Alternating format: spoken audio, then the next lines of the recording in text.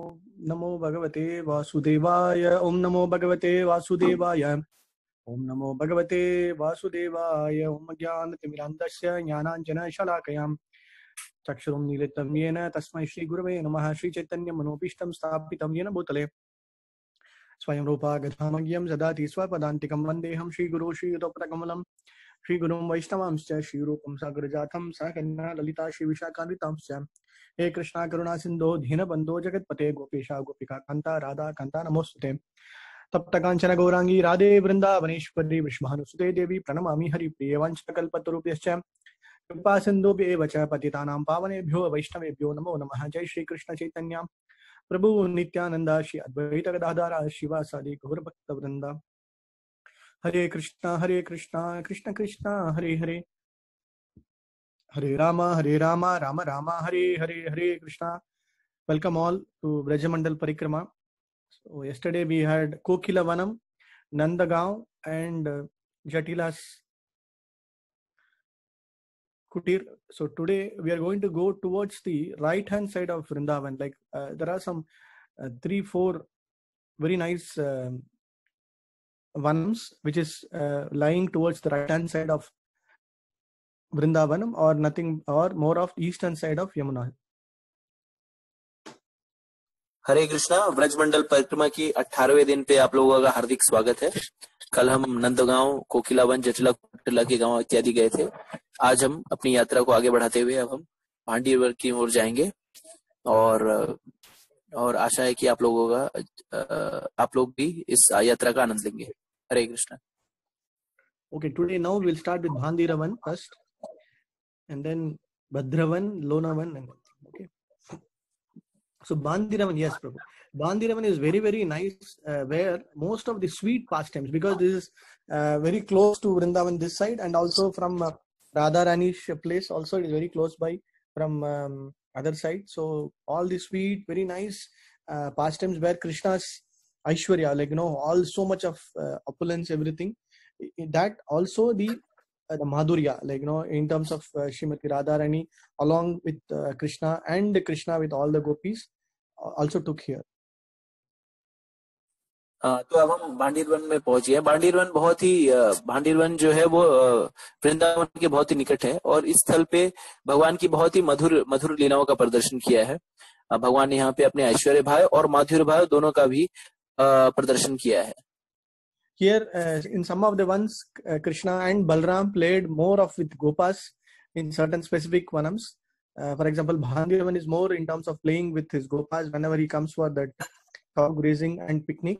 So some of the games that whatever you see here, like they'll play this tug of war game, and then whichever team side loses, they are supposed to carry the other opponents winners. So like that, a lot of small, very nice games the Gopas play with Krishna. So sometimes they will chastise Krishna, sometimes they will ask the Krishna's team loses, then they will ask Krishna to carry. So like that, they will have such a very intimate relationship with Krishna. इस स्थल पर भगवान ने अपने गोप सखाओं के साथ ही बहुत ही अंतरंग लीलाओं का प्रदर्शन किया है और यहाँ पे भगवान जो है अपने गोप सखाओं के साथ तरह तरह के क्रीड़ा में सहभागी होते थे, जैसे रस्साकशी इत्यादि। और कई बार ऐसे खेल खेलते थे कि कोई खेल होता था और जिसमें कृष्ण का पक्ष और बलराम का पक्ष दोनों एक दूसरे के ओर रहते थे, एक दूसरे के प्रतिद्वंदी रहते थे, और जो भी कोई पक्ष जीतेगा वो हारा हुआ पक्ष जो है जीते हुए पक्ष को अपने कंधे पे उठा के पूरे वन के चक्कर लगाएगा। इस तरह के जो मधुर लीलाएं हैं, बहुत ही अंतरंग लीलाएं जो कि प्राय बाकी वनों में नहीं पाई जाती है। इस वनों में इन लीलाओं का प्रदर्शन जो है भगवान ने अपने गोप सखाओं के साथ की है। So every day Yashoda Mai, she will decorate Krishna very nicely with so much of gold ornaments, and putting the bracelets, putting all the anklets, gold anklets, and all this one. So all the Gopas will be waiting outside for Krishna and Balram, and once they are ready, they'll all come. So the moment they come to this Bhandiravan and other places, immediately all the Gopas will be so affectionate to Krishna, they will just make him stand. They will remove all the jewelry, whatever Yashoda Maya had put, and everything, then they will tie it in a big cloth and keep it aside. Then they will very nicely go in and around these forests, they'll bring very beautiful flowers, small leaves and all, and then they will decorate, they will make alankaram of Krishna with their own way, beautifully decorating him with, like, for example, they'll make some flower kreedam like that. So it will be very beautiful. So Krishna relishes those kind of reciprocation. तो प्राय हर रोज माता यशोदा जो है कृष्ण को गौचारण करने के पहले अच्छी तरह से सजा सवार कर और काफी जो आभूषण जो है जैसे कान के कुंडल वगैरह जो है कृष्ण को पहनाती थी। प्राय हर माता जो है अपने बच्चों को अच्छी तरह से पहनाना चाहती है, जिससे वो बाहर जाए तो लोग उसे अच्छा लगे। तो इस तरह से माता भी कृष्ण को उसी तरह से सजाती संवारती थी, उन्हें काफी आभूषण भी पहनाती थी। और जो गोप सखा है वो बाहर ही उनका इंतजार करते थे, वेट करते थे, और फिर जब कृष्ण बाहर आते थे तो सारे गोप सखा जो है उन्हें लेकर प्राय इस वन में आते थे और बाकी भी वनों में जाते थे। और क्रीड़ा करने से पहले सारे जो गोप सखा है मिलकर के कृष्ण के सारे वो आभूषण को एक एक करके उतार देते थे और उसे किसी पोटली में बांध कर रख देते थे जिससे वो कहीं गुम ना जाए। और उसके बाद जो गोप सखा है वो वन में जो अच्छे फूल होते थे उन फूलों को लेके आते थे, उनकी माला बनाते थे और इस तरह से कृष्ण का अलंकार करके अपने आप को अनुभूतिया कृष्ण का तरह तरह से अलंकृत करते थे, उन्हें तरह तरह से सजाते संवारते थे अपने हिसाब से, और इस तरह से वे इस दिव्यानंद को लूटते थे। Hare Krishna. Okay, we will go for the next one.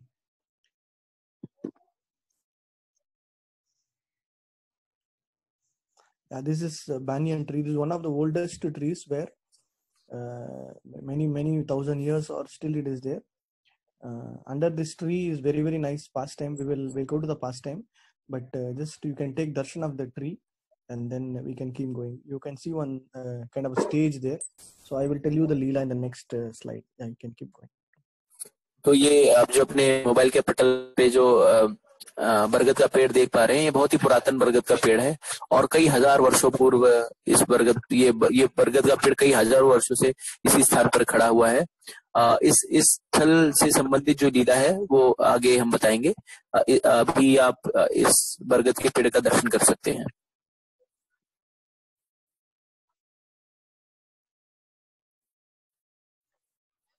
Okay, Hare Krishna. We'll keep going. So Brahma personally comes here. He stayed here. Most importantly, Brahma, this bhand means like, binding, like that. That's what I think in Hindi. So Krishna and Radha are binded here eternally. There is some kind of an eternal relationship that has already been identified, and Brahma personally comes here, and he gets both of them married here. There's something called as, like, we know, like some usually they'll say Gandharva Vivaha, like that. So it is mentioned in Garha Samhita. It is also mentioned in Gita Govindam. So one day what will happen is when Nanda Maharaj with Balak, small little Krishna, when Nanda Maharaj comes with little Krishna in this place, suddenly there's a very huge storm and it is about to rain, and suddenly he sees Radharani coming there, and then she's asking for the small Krishna, and then Nanda Maharaj by seeing her, he gives that Krishna, and then she rushes to this banyan tree, and immediately the small Krishna manifests into a youthful Krishna, like Yauvanam, Nava Yauvana Krishna. And then Brahma descends here, and both Radha and Krishna have this Gandharva Vivahar. And then after the marriage is over, immediately again Krishna changes into a small child, and then Radharani takes him back and then gives it to Nanda Maharaj. तो इस स्थल का नाम Bhandir one है। भांडीर का अर्थ होता है बांधना। तो यही वो स्थल है जहाँ पे ब्रह्मा जी ने राधा रानी और कृष्ण का पाणी ग्रहण किया था गंधर्व तरीके से, जिसे गंधर्व विवाह भी कहा जाता है। तो इसी स्थल पर राधा रानी और कृष्ण का पाणी ग्रहण समारोह भी हुआ था। तो लीला ऐसी है कि एक बार नंद महाराज जो है बालक कृष्ण के साथ स्थल पर आते हैं, और उसी दौरान जो है राधा रानी भी जो है इसी इलाके में आती रहती हैं। और उस समय किसी प्रकार का तूफान या भारी बारिश कुछ होता ही है। और ये सारी लीलाओं का वर्णन जो है वो गर्ग संहिता में की गई है। तो उसके बाद अंधकार छा जाता है और फिर कृष्ण जो है वो अपने यौवन स्वरूप को धारण करते हैं। बालक कृष्ण जो है अपने यौवन स्वरूप को धारण करते हैं और राधा रानी भी रहती है। और इसी दौरान जो ब्रह्मा जी आते हैं और ब्रह्मा जी इसी स्थल पर राधा और कृष्ण दोनों जन का पानी ग्रहण करते हैं। और फिर पानी ग्रहण करने के बाद जो जो बादल है वो सब छट जाते हैं और पुनः जो कृष्ण है अपने बाल स्वरूप में आ जाते हैं और राधा रानी जो है अपने निवास स्थान की ओर प्रस्थान कर जाती है।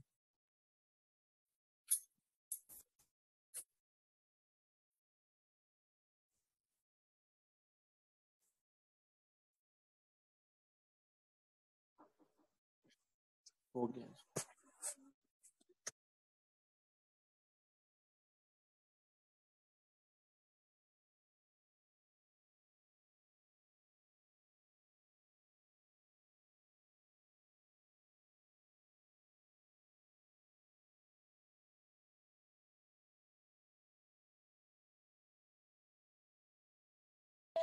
So, what is mentioned, what is more important is the the marriage happens just because for the will of the Lord, and also the desire of all the gopis and the rishis and all. Like, they wanted to have this the marriage of the minds to happen, so that they relish this for a very longer time.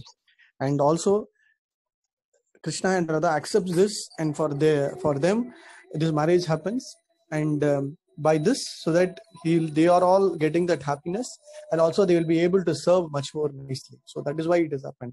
But however, the mood of viraha bhav has to be brought out, where love in separation, or thinking about the Lord in separation is much more higher, at a higher state than having him in present. So that is why Krishna arranged this also. And at the same time, after some time, there was a separation, and because of that separation, the gopis were able to exhibit their more spontaneous love and affection. तो ये विवाह जो है ये इसमें भगवान की बहुत ही असीम इच्छा थी। ये विवाह जो है भगवान की इच्छा की वजह से ही हुआ। और आचार्यगण बताते हैं कि गोपियों की भी बहुत इच्छा थी ये विवाह से उनके बीच में जो शाश्वत संबंध है वो बना रहे। और आचार्य बताते हैं कि ये एक और चीज प्रदर्शित करना चाहते थे भगवान उस वीरा भाव को। तो आचार्य कहते हैं कि जो वीरा भाव में जो की गई भक्ति है वो कई श्रेष्ठ है। भगवान के साथ रहकर भक्ति करने से कहीं ज्यादा श्रेष्ठ है। तो गोपियों ने और राधा रानी ने उसी वीरा भाव को प्रदर्शित किया। तो यद्यपि कृष्ण और राधा का विवाह हुआ था, फिर भी जनमानस में इस बात की जो जानकारी थी वो लोगों में नहीं थी। और इस वजह से राधा रानी का कृष्ण के प्रति जो विरह में जो प्रेम था, वो प्रेम जो था वो एक सर्वश्रेष्ठ स्तर पर था। और वो प्रेम की पराकाष्ठा थी। और इस तरह से राधा रानी और गोपियां जो हैं भगवान से उस विरह में अपने प्रेम को प्रदर्शित कर पाई।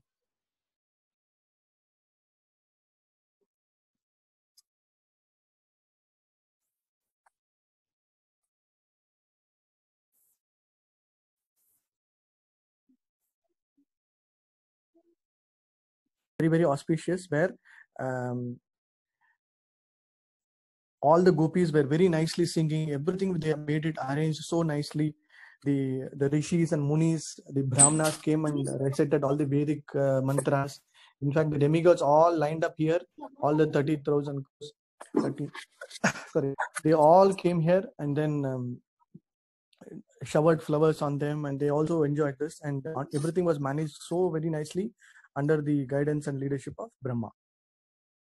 तो ब्रह्मा जी के नेतृत्व में ये जो विवाह हुआ था इसमें बहुत सारी गोपियां भी सहभागी हुई थी और गंधर्वादी देवता भी सहभागी हुए थे और वैदिक मंत्रोच्चारण हुआ। और यहाँ तक कि जो देवी देवता थे वो आके पुष्प वर्षा भी की और ब्राह्मणों ने वैदिक मंत्रोच्चारण भी किया।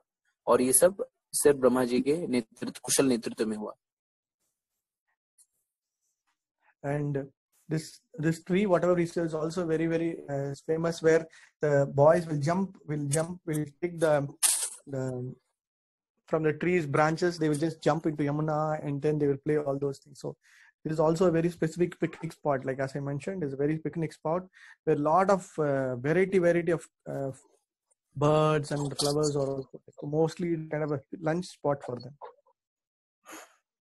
तो ये गोप सखाओं का रमण करने का और क्रीड़ा करने का एक प्रमुख केंद्र हुआ करता था। यहाँ पे जो गोप सखा हैं, गोप बाल हैं, वो तरह तरह की लीलाएं करते थे, क्रीड़ा करते थे। यहाँ तक कि इस बरगद के जो बरगद का पेड़ आपने देखा, उस बरगद के पेड़ की टहनियों पे से बरगद के पेड़ से चढ़कर यमुना जी में छलांग लगाना और झूला झूलना इत्यादि तरह तरह के जो हैं जो युवक जो बालक जो क्रीड़ा करते हैं, उस तरह के सारे जो क्रीड़ा जो है कृष्ण ने इन गोप सखाओं के साथ उसका आनंद लूटा, उन सारी क्रीड़ाओं का।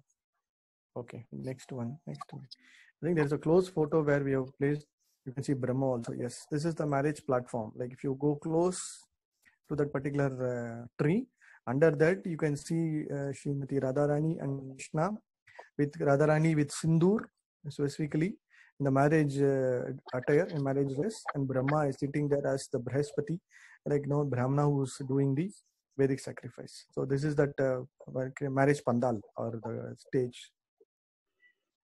तो आप इस चित्र में देख पा रहे हैं, यही वो जो हमने देखा था पटल, जिसपे ये जो जिसपे राधा रानी और कृष्ण जो हैं वो विवाह के परिधान में हैं। राधा रानी सिंदूर लगाया हुआ है और ब्रह्मा जी जो है वो ब्राह्मण के स्वरूप में बैठे हुए हैं, जो पानी ग्रहण करवा रहे हैं। Radha Krishna ki. Okay, next one. You can take darshan and then we can. Yeah. So there is. So here, if you see very nicely, Krishna. If you zoom in, I think you can zoom in. Yeah, if you zoom in, Krishna's right hand is towards applying Sindhu to Srimati Radharani. Very very rare deities. You can take darshan. That is why it's called Bhandira Bihari. Radha Bhandira Bihari, where Krishna is applying sindoor on Srimati Radharani's forehead. So his right hand is towards Srimati Radharani. Yes. जैसा कि आप अपने पटल पे देख पा रहे हैं, ये एकमात्र विग्रह है जो जिसमें कृष्ण जो है राधा रानी जी को सिंदूर लगाने की मुद्रा में हैं। आप देख पाएंगे, अब मैंने जूम किया हुआ है, आप अपने मोबाइल की स्क्रीन पे देख पाएंगे कि कृष्ण का जो हाथ है वो राधा रानी को सिंदूर लगाने की मुद्रा में है। मतलब मुद्रा में इन द सेंस जा रहा है, सिंदूर लगाने जा रहा है। ये देखिए, तो यहाँ पे आप इस विग्रह को राधा भांडीर बिहारी भी कहा जाता है।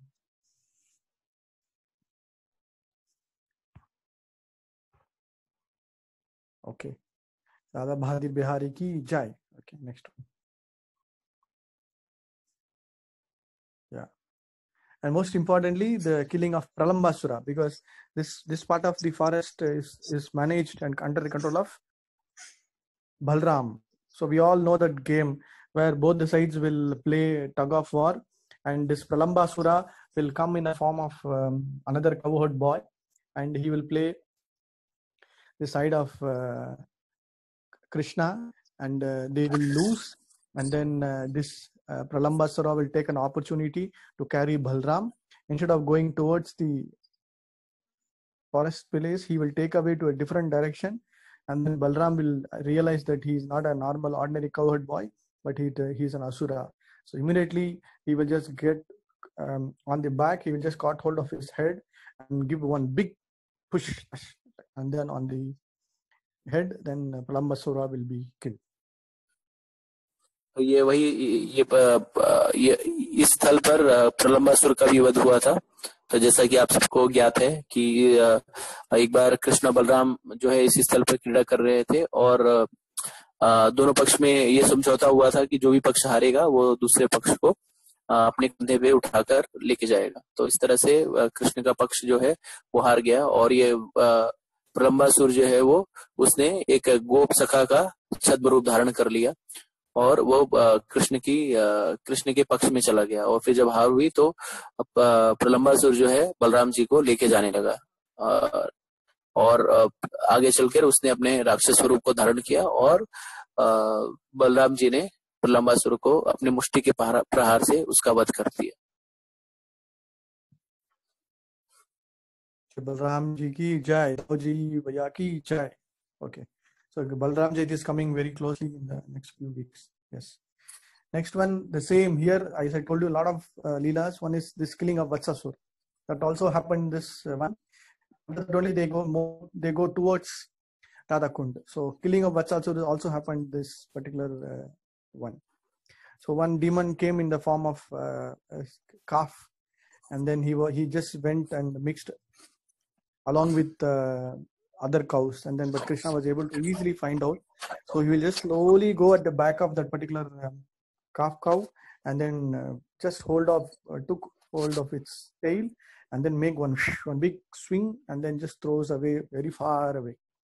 So Vatsasura represents, the asura represents more of the childish mentality. Like, we have to be child-like devotees in the mood, but not childish. So we have to be very, very careful in our character in terms of the behavior. We shouldn't never be in the mode of childish behavior, more of trying to act very smartly, trying to deceive, trying to be like cheating mentality.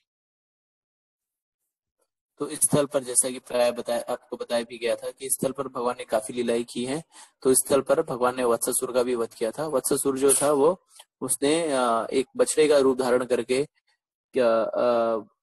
गैयों के साथ वो मिल गया था और कृष्ण ने उसे पहचान लिया और पीछे से चुपके से जाके कृष्ण ने उसकी पूंछ को पकड़ा और उसको घुमा के उसको आसमान में फेंका और उसके बाद जब वो नीचे गिरा तो उसके प्राण फेंकीरू जो है वत्सासुर के उड़ गए। तो वत्सासुर जो है वो हमारी एक अनर्थ की ओर इंगित करता है, आचार्य बताते हैं। तो हमें वत्सासुर जो है हमारे बचकानी हरकतों की ओर इंगित करता है। तो आचार्य बताते हैं कि हमें अबोध होना चाहिए, बालक की तरह अबोध होना चाहिए, परंतु बचकाना नहीं होना चाहिए। हमारे जो चरित्र में किसी प्रकार का दो मुहापन नहीं होना चाहिए। तो जिस तरह से ये वत्सासुर बहुत ही चालाक बनने का प्रयास कर रहा था, उसी तरह से हमें भक्ति में चालाकी का प्रयास नहीं करना चाहिए, किसी तरह का छल नहीं करना चाहिए। हमें सरल होना चाहिए, बचकाना नहीं होना चाहिए। और इस तरह से अगर हम सरल होंगे तब वो सही स्थिति है। अगर हमें बचकानी हरकत से बचना चाहिए।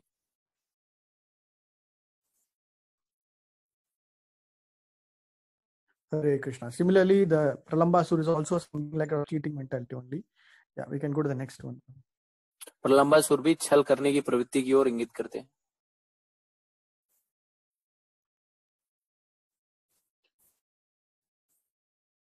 Yeah, this is a small. They made us a building, but inside this, we go inside. There's a well called Venu Koop. After killing Vatsasura, or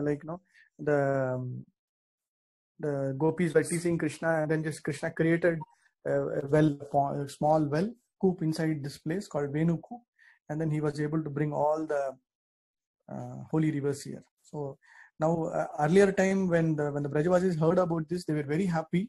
And because Vatsasura also represent a small calf and Krishna also a small, so whomsoever they do not have child, they are childless couple, they'll come and identify whatever pariharam, and then they will take bath here. For example, if some small child gets death or something, untimely death for some child and all, for that, and also they will come here and do some kind of pariharam. Mostly all the desires also will get fulfilled if they don't have any children. तो ये वेणुकूप है। वेणुकूप वो स्थल है जहाँ पे वत्सासुर का वध करने के बाद कृष्ण ने अपनी वेणु से एक कुंड का निर्माण किया था। तो ऐसी मान्यता है कि वत्सासुर का वध करने के बाद गोपियां जो हैं वो कृष्ण को चढ़ाने लगी, क्योंकि वत्सासुर भले ही राक्षस था लेकिन उसने बछड़े का स्वरूप रखा था। तो गोपियों ने कहा कि तुमने गौ हत्या की है, तो गौ हत्या का पाप लग रहा है तुम्हें, तो जाओ अब जाके सारी नदियों में स्नान करो। तो कृष्ण ने अपनी वेणु से इस कूप का निर्माण किया और यहाँ पे सारी जो पवित्र नदियां हैं उनका आह्वान किया और फिर यहाँ पे स्नान मतलब इस स्नान किया। और ब्रजवासियों में ऐसी मान्यता है कि अगर किसी को भी अगर बच्चा नहीं हो रहा है या उसको किसी प्रकार का पुत्र या पुत्री नहीं हो रही है, तो अगर वो यहाँ पे आके अपनी मनोकामना या जो भी अपनी मन्नत है उसको मांगेगा, तो इसका इतना महात्म्य है कि वो मनोकामना पूरी हो जाएगी। और अगर किसी के बच्चे की अकाल मृत्यु हो गई है या कुछ हो गया है, तो वो सारी मनोकामना आपकी जिस तरह से भी जो भी कामना हो, इस स्थल पर आने के बाद उसको मांगने के बाद भगवान जो है आपकी सारी मनोकामनाओं को पूर्ण करते हैं।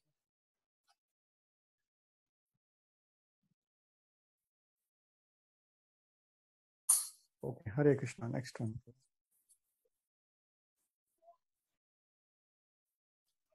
I think this is the well. Yeah, you can take darshan. Yes. So if you go, you can take darshan. You can take water and sprinkle on your head. Hari bol. Venu Koop ki jai. Okay. Next one.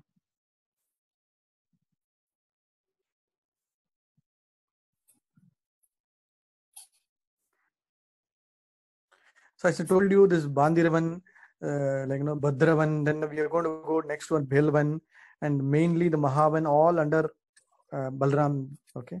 So each forest, there is one Balram Mandir. Okay. So you can take darshan of Balram also in this particular Balram. तो भांडीरवन, भद्रवन, भांडीरवन, बेलवन, गोकुल महावन और लोहावन, ये इत्यादि जो है वो ये बलराम जी के संरक्षण में है। और इन सारे स्थलों पर बलराम जी का मंदिर है। तो आप लोग सब इस बलराम जी के विग्रह का दर्शन कर सकते हैं। Okay, next one. In every forest you will have one Balram Mandir on this. Okay, next one. Yeah, there is one more Vamsi Vat here. Very nice. This is also very nice place, but I think there is no photo. But only thing is, in this Bandiravan and this place, there is another Vamsi Vat, similar to what we saw in Vrindavan, here the Yamuna. There is one more Vat called as Vamsi Vat here, and Vamsi Vata. And Krishna also performed Rasa Leela at this place. तो जिस तरह से वृंदावन में एक वंशी what है, उसी तरह से भांडीरवन के क्षेत्र में भी एक वंशी वट है, और यहाँ पे भगवान कृष्ण ने गोपियों के संग रास रचाया था। Yes, okay.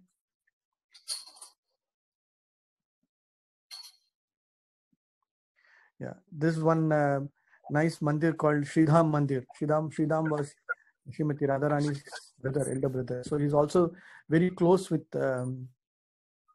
Krishna. And when Krishna and Balram was taken by Akrura, similar to how all the gopis were very sad, Sridham also was becoming very, very sad. So he came to this place and he just sat here waiting for Krishna. So for that reason, there is a mandir for him called Sridham Mandir. And there is also nearby this pond called Shamat. I don't know how to spell it in Hindi. Talaiya. Talaiya. Shamat Talaiya pond. So these things we can take darshan here. This is a temple of Sridham and also Shamat Talaiya pond.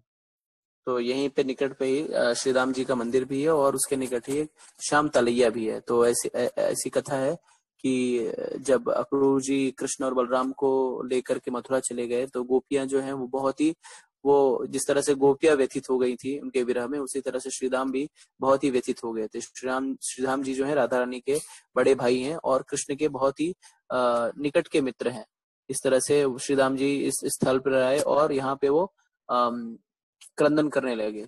तो उनके क्रंदन से ये जो तलैया है वो उसका निर्माण हुआ। उसी की याद में एक मंदिर भी यहाँ पे, मंदिर का भी निर्माण हुआ है, और इस तलैया का, जिसे श्याम तलैया भी कहा जाता है।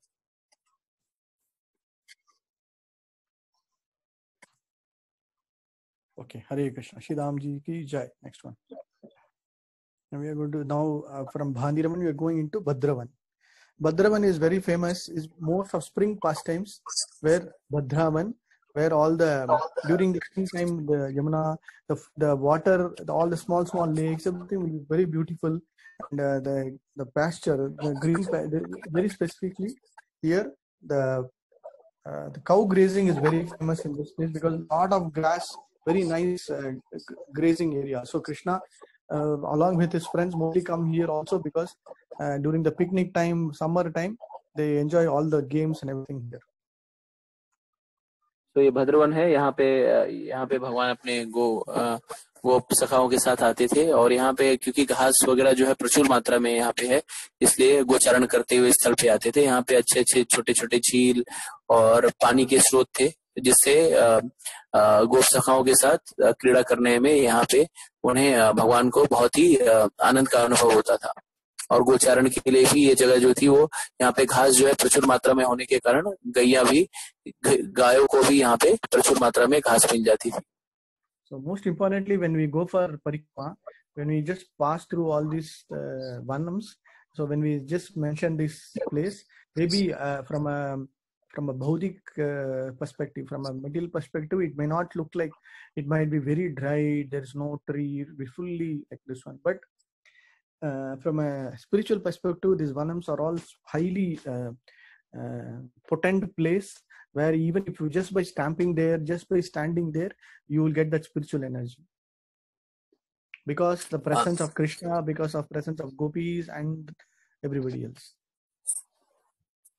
तो जब भी हम इस यात्रा पे निकलते हैं या किसी भी यात्रा पे जहाँ पे हम जैसे हम यहाँ पे ब्रजमंडल परिक्रमा की यात्रा पे जा रहे हैं, तो जब हम स्थलों पे जाते हैं तो कई बार जो जैसे बताई जाती हैं चीजें उसके सीक उलट होती हैं, घास नहीं है, सूखे पेड़ हैं, और कई बार हमें लगता है कि ये क्या है, बताया तो कुछ गया था और वो कुछ और रहा है।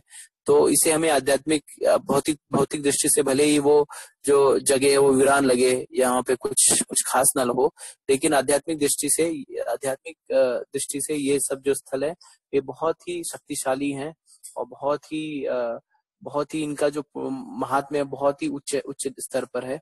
तो जब भी हम आप इसी चीज से समझ सकते हैं कि अगर आप इन स्थलों पे आप जाते हैं, तो जाने मात्र से ही आपको कितनी आध्यात्मिक कृपा मिल जाती है। तो ये सब जो स्थल है इनको कभी भी हमें भौतिक दृष्टि से समझने का प्रयास नहीं करना चाहिए, क्योंकि ये सारे स्थल जो हैं भगवान के बहुत प्रिय हैं, और यहाँ पे भगवान की गोप सखा राधारानी इत्यादि जो है उन्होंने क्रीड़ाएं करी भी थी और अब भी करते हैं। And also there are so many innumerable witnesses, like small trees, birds, insects, whatever you see here are all very fortunate, because they have been they're participating in Krishna Leela. So the place where whatever is happening is or also because they are all blessed souls, blessed atmas. तो ये सब यहाँ की जो लता पताएं सारे कुछ हैं वो सब भाग्यशाली हैं।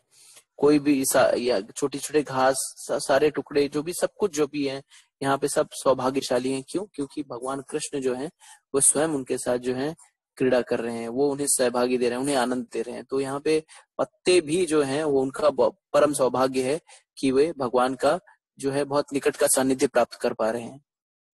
Because Uddhava continuously praying, if you remember when we were going through when you're going through Radha Kund and Govardhan Parikrama, Hare Krishna. You can continue. Hare Krishna. So what I was saying, the Uddhava was continuously praying to just become a grass, just a blade of grass near Govardhan, like we saw that. Because just by being a grass, we will be able to get a lot of spiritual benefit, because the affection, love and affection shown by the Gopas and Gopis is never be able to be compared or never be even able to achieve. So just by their blessings, just they stamp on us like a grass, then we will be able to get that one small pinch of that love and affection. तो उद्धव जी जो हैं वो ऐसी प्रार्थना करते हैं, वो कहते हैं कि मेरी यही इच्छा है कि अगर मुझे अगला जन्म मिले तो मुझे वृंदावन में मिले, और वृंदावन में मैं घास की तरह मैं घास के स्वरूप में मेरा जन्म हो। ऐसा क्यों कहते हैं? ऐसा इसलिए कहते हैं कि उनकी कामना है कि जब मैं घास बन जाऊंगा तो ये जो ब्रजवासी हैं मेरे ऊपर जो हैं जब वो चलेंगे और मुझे कुचलेंगे, तो उनके कुचलने मात्र से मुझे कृष्ण के प्रति जो प्रेम है, वो थोड़ा बहुत जो प्रेम है वो प्रेम उजागर हो पाएगा, क्योंकि ब्रजवासियों के अंदर भगवान के प्रति बहुत अगाध प्रेम है। तो वो उनके कुचलने से, वो जब वे ब्रजवासी मेरे ऊपर चलेंगे और मुझे कुचलेंगे, तो उनके चरण की धूली जब मेरे सर पे लगेगी, तो उससे हो सकता है कि मेरे अंदर जो है भगवान के प्रति कुछ प्रेम और अनुराग उत्पन्न हो पाए। Okay, we'll go, Prabhu. So now we'll get to, from Bhandiravan, we are getting into Bhadravan. So it is around 8 kilometers. So very close compared to Mathura. It is little closer to Vrindavan. And so most importantly, why it is called as two things. One is called Bhadreshwar Mahadev, one the Shiva's temple. And also more of, as I mentioned, this is all Balram Ji's forest. So this is the place where Balram and his friends, he made a big ground with full of sand, where he started practicing his the wrestling. He is very famous for wrestling and playing that wrestling game. So this forest, Balram will usually come, and he will have his own friends to play and practice wrestling. तो भद्रवन को भद्रवन के नाम से इसलिए जाना जाता है कि भद्र शब्द का अर्थ होता है बहुत ही आकर्षक, और साथ ही साथ इस स्थल पर भद्रेश्वर महादेव मंदिर भी है। और ये जो स्थल है, जैसा कि पहले भी बताया गया था कि बलराम जी इसके अधिष्ठाता हैं। तो यहाँ पे बलराम जी अपने गोप सखाओं के साथ, अपने निकट के परिकरों गोपों के साथ इस स्थल पर आते थे और यहाँ पे कुश्ती करते थे। बलराम जी को कुश्ती करना बहुत ही प्रिय था, तो इस स्थल पर उन्होंने एक अखाड़ा बना रखा था जहाँ पे वे अपने गोप सखाओं के साथ कुश्ती किया करते थे। That's why we have Balabhadra, no? Balram's name Balabhadra is also indication of this place. और कई बलराम जी को बलभद्र नाम से भी जाना जाता है, वो इस स्थल से भी संबंधित है। Next one. Next we are going to so Bhadravan is only that. So now we are going to Bhelvan, Bhel leaves, or in Sanskrit it's called Bilva trees. So at some point of time, this one was having full of this Bhel leaves. तो अब हम बेलवन पहुंच गए हैं। यहाँ पे बहुत सारे बेल के पेड़ हैं और पहले हुआ करते थे, पुरातन काल में यहाँ पे बहुत सारे बेल के पेड़ हुआ करते थे, और संस्कृत में बेल को बिलवा भी कहा जाता है। So if you remember, I don't know whether it conveyed when we went towards Govardhan, there's a place where Krishna and his friends will make this similar to how or what we are doing, this paper cups and the small katuri. In one of the villages, it is there in the Ashtasakis village. Similarly, here all the gopas will make very nice katuris, like small cups using the leaves, and they use that for their picnic activities. तो जैसा कि अष्टसखी के गांव में भी कृष्ण और गोप सखा जो है वो पत्तों के दोने बनाते थे, उसी तरह से इस स्थल पर भी कृष्ण और गोप सखा जो है बेल के पत्तों के साथ दोने बनाते थे। दोने yeah. Why did I tell katori? Okay, so दोने, yes, cups. Okay, next one. And there is one very nice Lakshmi Mandir. You can take darshan of Srimati Lakshmi Devi. So she came here, she wanted to participate in Rasa dance, and she heard all the very nice sweet pastimes of Krishna, and she came because this is a little closer to Vrindavan.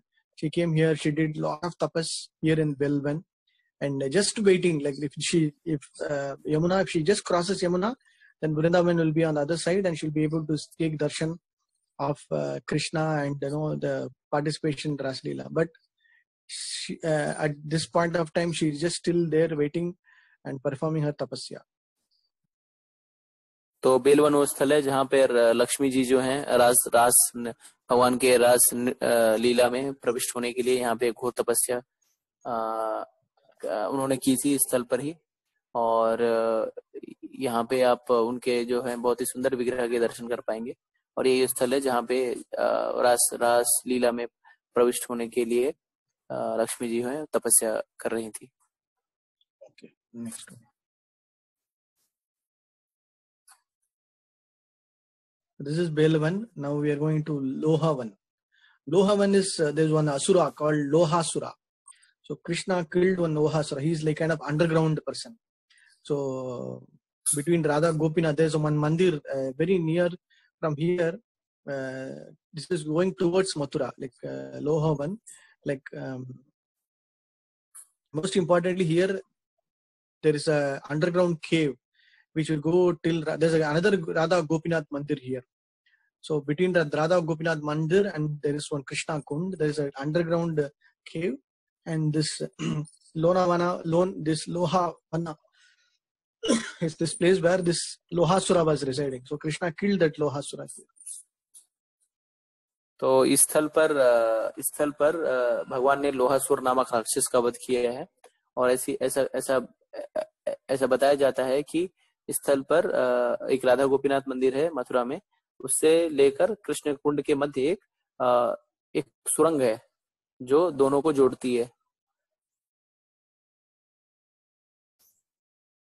And also this place is close to Mathura, where when Jarasandha came with all his big Ashtoganis, like big army, he all lined up here in this place. He had a camp here only, and then Krishna and Balram alone came and fought with him for more than 17 times, and the 18th time only he was defeated, and he went. He was like,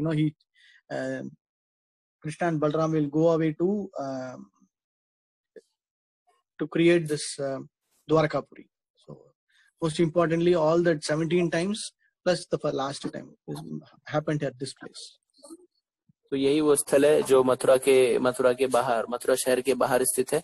और इसी स्थल पर जो जरासंध जो था कंस का ससुर, वो यहीं पे आता था अपनी अक्षुणी सेनाओं को लेकर, और उन सारी अक्षुणी सेनाओं को कृष्ण और बलराम जो हैं वो दोनों मिलकर उसको ध्वस्त कर देते थे, समाप्त कर देते थे। और जरासंध को भी इसी स्थल पर उन्होंने 17 बार हराया। 18वीं बार जब जरासंध अपनी अक्षुणी सेनाओं को लेके आया तो कृष्ण और बलराम ने फिर रणछोड़ लीला की और यहाँ से पलायन करके वे द्वारका शहर का उन्होंने निर्माण किया। Why Krishna did? Because every time when he comes, they will be able to eradicate all the papis, all the asuras, and so many whomsoever Jarasandha will try to make partnership, so that his most important goal or the purpose of his leela was to eradicate all the asuras. So that is why Jarasandha was made to live. Every time he alone will be made to survive, and all the others will be killed by Balram. तो कोई प्रश्न ऐसा कर सकता है कि 17 बार हराने की क्या जरूरत है, एक ही बार मार के खत्म कर दिए थे। लेकिन भगवान का जो मुख्य उद्देश्य है धराधाम पे आने का, परित्राणाय साधूनां विनाशाय च दुष्कृताम्, तो दुष्टों का नाश करना चाहते हैं भगवान। तो जरासंध हर बार क्या करता था, हर बार जो है वो अक्षुणी जितने भी असामाजिक तत्व थे सबको एक साथ इकट्ठा करता था और भगवान से युद्ध करने आता था। तो एक तरह से वो जरासंध जो है भगवान की लीला में सहयोग करता था और सारे दुष्टों को एक साथ लेके आता था। कृष्ण बलराम उसको मार देते थे और सिर्फ जरासंध को जिंदा छोड़ते थे। फिर जरासंध जाता था, फिर सारे असामाजिक तत्वों को इकट्ठा करता था, फिर आता युद्ध करता था। फिर इस तरह से भगवान ने 18 बार जो है एक जरासंध की वजह से इतने सारे राक्षसों और दुष्टों का सर्वनाश किया। Next one, we can keep going.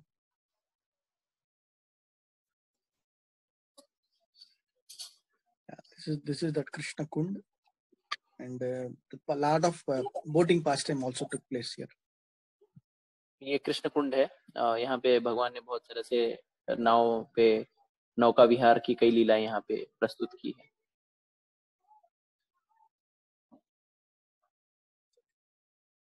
नौका विहार करते हुए भगवान। The mandir is also there. Yeah, the Radha Gopinath mandir is also there, but there is no specific deity photo. But you can just take darshan. You can just go to this place. Yeah. Okay. ये राधा गोपीनाथ मंदिर है जहाँ से लेके कृष्ण कुंड के लिए एक सुरंग है। सुरंग अभी भी है प्रभु जी वाली? It was there some years ago, but nowadays I don't think they are allowing. तो कुछ साल पहले तक वो सुरंग भी थी, लेकिन अब वर्तमान काल में उस सुरंग को बंद कर दिया गया है।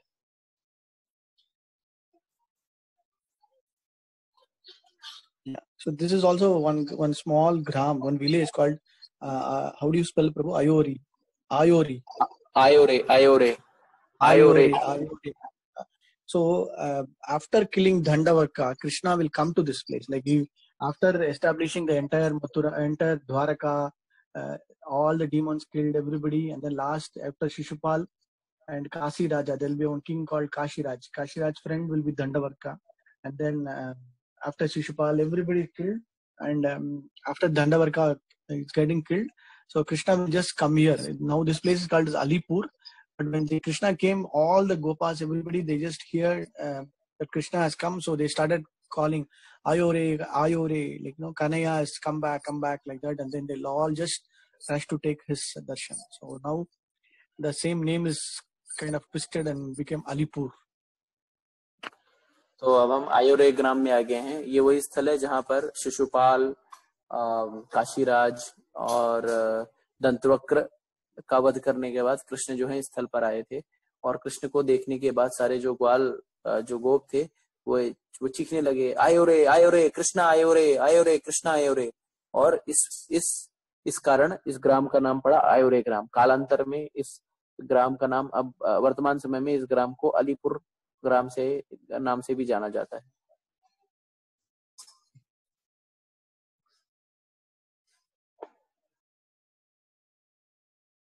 Anjan Bihar, Kadiravan. Yeah, Kadiravan. This is also very nice. This is what I was trying to convey. Like, the Anjan, like, Krishna will do makeup for Srimati Radharani, and then in that village, in the Ashtasaki village, we saw one place where Krishna will make one stone, and then he will start rubbing the stone with water, and then he will get that kajal. So this place is in Kadiravan. Krishna is called as अंजन बिहारी। तो ये वो स्थल है जहाँ पर जो हमने अस्सकी गांव में देखा कजरौटा, तो कजरौटा में भगवान जो है काजल बनाते हैं और इस स्थल पर भगवान जो है वो राधा रानी का श्रृंगार करते हैं, उन्हें काजल वगैरह लगाते हैं। तो इस वजह से इस कारण इस विग्रह का नाम पड़ा है अंजन बिहारी और ये खादिर वन में स्थित है। We can take darshan of Anjan Bihari. Next one from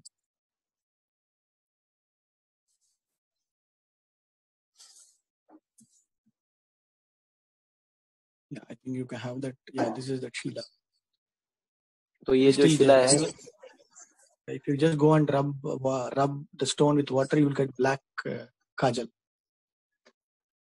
तो ये शिला अभी वर्तमान समय में भी है। इस पे थोड़ा सा आप जल डालेंगे और हाथ से रगड़ेंगे तो काला काला जो है काला काला काजल जो है बाहर आएगा। इसे कजरोटी शिला भी कहा जाता है। Okay.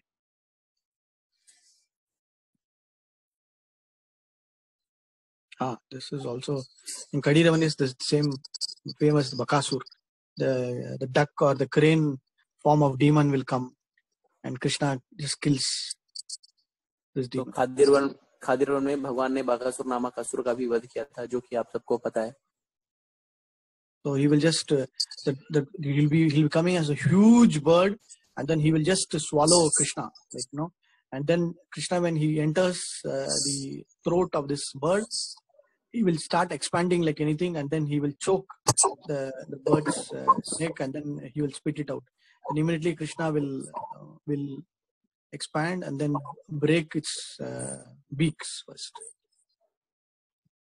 तो इस स्थल पर जो बकासुर है, बक जो है, बक पक्षी जो है, वो बहुत ही विशाल रूप धर कर आता है और वो कृष्ण को निगल जाता है। कृष्ण जो है अपने आप को बड़ा करने लगते हैं, अपना विस्तार करने लगते हैं और इस तरह से इस बकासुर का जो कंठ है वो अवरुद्ध हो जाता है।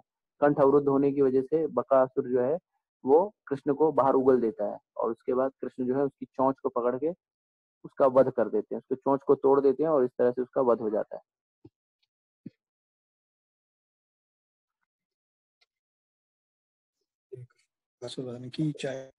Next one.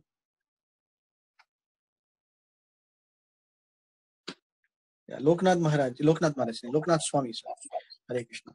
So Loknath Swami, like one of the Goswamis here, before going into Vrindavan, he stayed here. So he personally was having a scooty here, and then Krishna appeared here and gave that beautiful ditty. So after that, after many years, from here he moved to the place where near Vrindavan.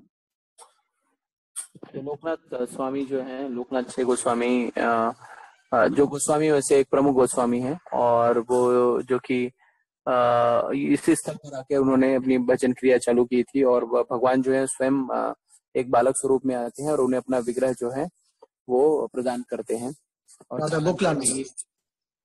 कालांतर में यही विग्रह जो है वर्तमान समय में ये विग्रह जो है राधा गोकुलान मंदिर में विराजमान है।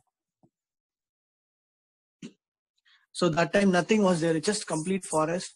So he will ensure that all the paraphernalia is made and arranged. So Loknath Swami will arrange very nicely all the paraphernalia, like making the chamar, everything out of feathers and whatever leaves that is available. So he was taking care of the deities very nicely with himself. तो लोकनाथ स्वामी जो है कालांतर में उस स्थल पर पूरा one ही था, वहां पे कोई ग्रह और सदन नहीं थे। तो लोकनाथ स्वामी जो है सारे जो साजो सामान है इन्हीं इन्हीं इन्हीं पेड़ और पत्तियों से बनाते थे। भगवान की पूजा अर्चना के लिए सारे साजो सामान जो है पेड़ और पत्तियों से बनाते थे और उनकी पूजा अर्चना किया करते थे निरंतर। So we all know when we went to Loknath Swami's place in Vrindavan, we had the darshan of Radha Gokulananda temple, and mostly it was all then managed by his disciple Narottam Das Thakur. Narottam Das Thakur came from Bangladesh, and he's from a very Khandan family, but he just did some very menial jobs for Loknath Swami, and then he became his disciple. तो जैसा कि हम जब राधा गोकुलन मंदिर के दर्शन करने गए थे तो वहाँ पे हमने जाना था कि किस तरह से नरोत्तम दास ठाकुर जी जो कि लोकनाथ स्वामी के शिष्य हैं, उन्होंने किस तरह से उस मंदिर का देखभाल किया। और लोकनाथ जो नरोत्तम दास ठाकुर थे वो वर्तमान समय बांग्लादेश नामक स्थान से आते थे और वो उन्होंने बहुत ही दीक्षा मतलब लोकनाथ स्वामी से दीक्षा प्राप्त करने के लिए बहुत ही लोकनाथ स्वामी की निम्न से निम्न सेवा करने के लिए तत्पर थे और इस प्रकार से लोकनाथ स्वामी को प्रसन्न करके उन्होंने उनसे दीक्षा प्राप्त की। Hare Krishna. I think we have covered almost whatever we wanted to cover in terms of forest. Yeah. This is the deity. I think you can take darshan of the deities. ये विग्रह हैं, आप इसके दर्शन कर सकते हैं।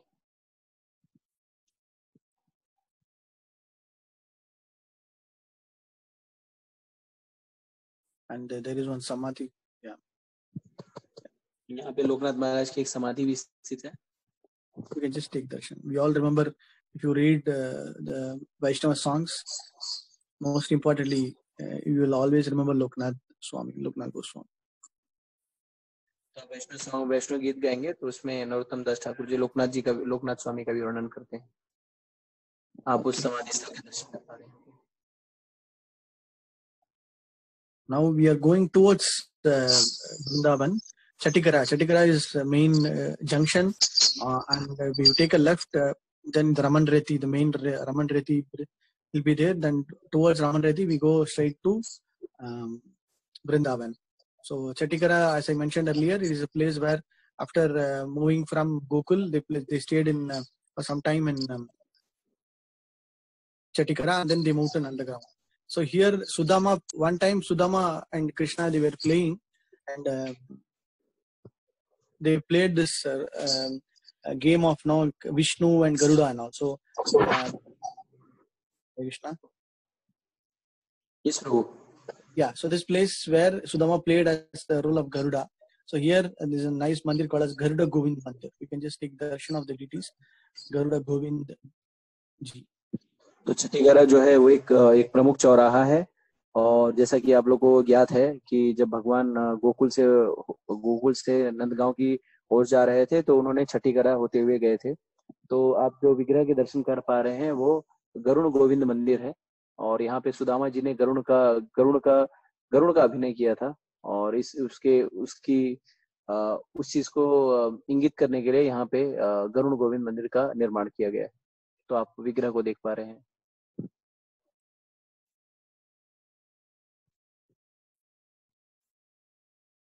I will just check on this property. In my notes, I've written it as Sridham.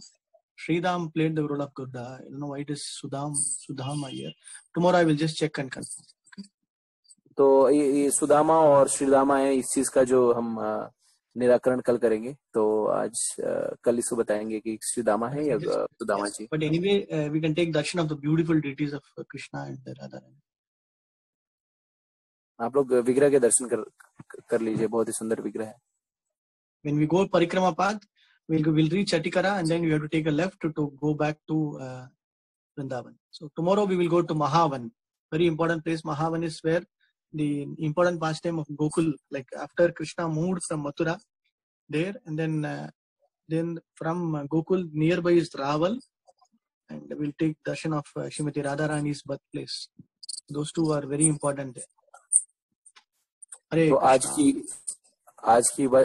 आज हम यहीं पे विश्राम करेंगे और कल हम रावल की ओर जाएंगे और महावन के दर्शन करेंगे। तो आप सभी महानुभाव से विनती है, अगर किसी को कोई प्रश्न निराकरण है तो आप एक एक करके उसका निराकरण कर सकते हैं। हरे कृष्णा।